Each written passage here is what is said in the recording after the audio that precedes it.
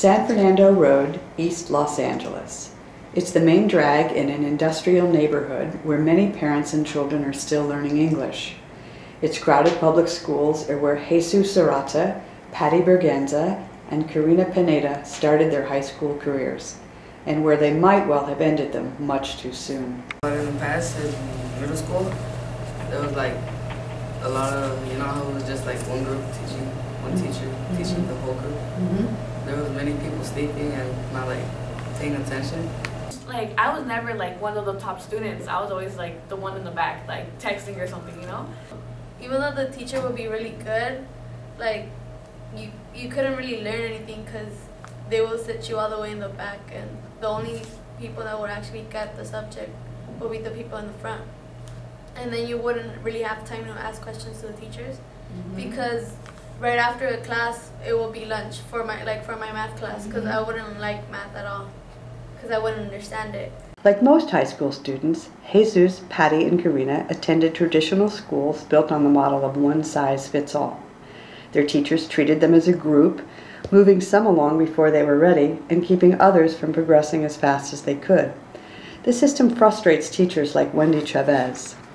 Because in the traditional model here, I thought that my kids were doing good, but in reality, I just kept teaching to the same bulk, and my really high learners kept on being behind, or my really, really low babies never received the help that they needed. Today, Chavez and her students are thriving at a new kind of school, one that uses a combination of computerized and traditional instruction to give students the different kinds of help they need, and to let them move at their own pace in their own ways. The model is blended learning, and here at Alliance Tennenbaum Family Technology High School, it's boosting achievement even with 48 students in every class. The difference is that students aren't with the classroom teacher all at one time. For 40-minute segments of 2-hour blocks, they're broken into groups of 3. One group gets traditional teacher-led instruction, another works independently online, and a third group engages in close collaboration. The result? An actual student-teacher ratio that is any teacher's ideal. Here is Principal Mickey Tubbs. They feel 16 to 1. Right. The other kids around them, those other 32 kids, have nothing to do with their rotation. And that's really the dedication of the teaching staff. The beauty of blended learning is that the computer takes on routine chores like correcting math problems and fixing grammar. That frees teachers to do what they do best: guide, engage, and inspire. I think the good part about the model is the fact that I'm able to deliver instruction according to the student needs. The goal is not good grades, although there is certainly that, but mastery of the material. And the software makes it possible. The computer provides for truly personalized instruction. If a student doesn't get a concept, he can go over it and over it until he does. Now I'm like one of the classes I'm always engaged in. I'm always raising my hand asking a question. What we did is we established a really strong foundation of mastery learning. And if you don't have data or someplace to touch it, smell it, feel it, people aren't going to believe. With every keystroke, the software is collecting detailed information on student performance that teachers use to direct instruction. These dashboards show up-to-the-minute information on how students are doing on a math unit or a literary concept or a state standardized test. And as it turns out, they're powerful motivators. And when you're a kid and you type in an essay and it says that you wrote that essay at 5th grade, 2nd month, you're going to rewrite it. And if the dashboards don't give students incentive enough, their progress is posted on bulletin boards for the world to see. We feel comfortable with the grades up because like, it's just showing that how much we actually understand. Let's say if it's red, you'll be like, oh, I don't want people to be looking that's red, you know, so it's just like, I need to change that. So that's what makes you think, like, it clicks, you're like, oh, I have to redo that one so it can be green so I can prove everybody I know that standard, you know? So just like, it clicks that, oh, I just need to improve. You're kind of held accountable wherever you are in the classroom, whether you're on independent, you get immediate feedback, whether students are on task or not.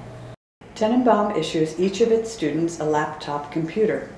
The students check them out at the beginning of the school day and return them at the end. A lot of schools don't do this because of the risk of damage or distraction, but Tubbs believes that these MacBooks are essential. A computer represents trust and belief. Despite its promises, there are still doubts about blended learning. Many districts have spent millions on technology-enhanced instruction, only to see test scores stagnate. Even Tubbs echoes the views of many experts who say that educational software has failed to reach its potential. The software hasn't caught up with us yet. You've got math and English software that's prescriptive and diagnostic. Okay. And the kids will tell you they love that the most because, one, it speaks to their strengths, right, and remediates their weaknesses. So I don't have to sit through a repetitive something that I already know. Those are the only two contents that have prescriptive and diagnostic. The other ones are just textbooks online. Here at Tennenbaum, technology is no add-on. It's integrated, intentional. It can also be a cost saver. Thanks to the computers, Tennenbaum needs 3 fewer teachers per student than would a traditional school. That, along with savings on textbooks the school no longer needs, amounts to a per-pupil savings of $963. Tennenbaum is lucky to have a strong principal with a PhD in educational technology and hand-picked teachers who are digital natives. But there's no question that teaching and learning at a school like this is hard. The first 2 weeks I was just like lost. I was like, what are we doing? What are we doing? What are we doing? Like I would always be asking, you know, because I would be lost. It's a radical change for teachers too. The teachers are able to juggle the 3 stations. That teachers have a rhythm now in direct instruction where it could be an I do, you do, we do, but there's built-in time where then they can walk around and check on everybody else. Teachers also have learned a different form of classroom management where I can absolutely look across the room and I can tell you are not on Compass Learning for Algebra 2 because your body language is telling me you're having fun. When it works, it can be transformative. I credit the teachers actually because they actually pushed me. Like Miss Dina, the teacher we met downstairs, she actually pushed me to where I was right now. She was the one who gave me the speech like, you actually have the potential to be someone, she told me.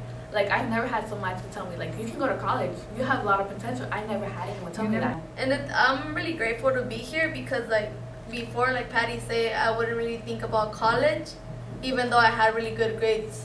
Like, here they actually care about you, and it feels like if they're your family. For more information, read The Right Mix, How One Los Angeles School is Blending a Curriculum for Personalized Learning, or visit our website at www.educationsector.org.